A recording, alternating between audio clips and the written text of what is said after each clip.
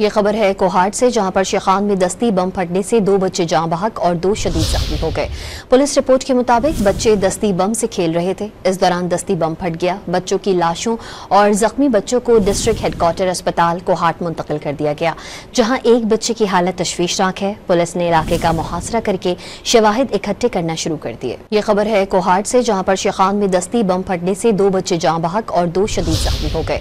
Police report के मुताबिक बच्चे दस्ती बम से खेल रहे थे। इस दौरान दस्ती बम फट गया। बच्चों की लाशों और जख्मी बच्चों को डिस्ट्रिक्ट हेडक्वार्टर अस्पताल कोहाट मुंतकिल कर दिया गया, जहां एक बच्चे की हालत तशवीशनाक है। पुलिस ने इलाके का मुहासरा करके शवाहिद इकट्ठे करना शुरू कर दिए। ये खबर है कोहाट से, जहां पर शेखान में दस्ती बम फटने से 2 बच्चे जाँ बहक और 2 शदीद जख्मी हो गए। पुलिस रिपोर्ट के मुताबिक बच्चे दस्ती बम से खेल रहे थे। इस दौरान दस्ती बम फट गया। बच्चों की लाशों और जख्मी बच्चों को डिस्ट्रिक्ट हेडक्वार्टर अस्पताल कोहाट मुंतकिल कर दिया गया, जहां एक बच्चे की हालत तशवीशनाक है। पुलिस ने इलाके का मुहासरा करके शवाहिद इकट्ठे करना शुरू कर दिए।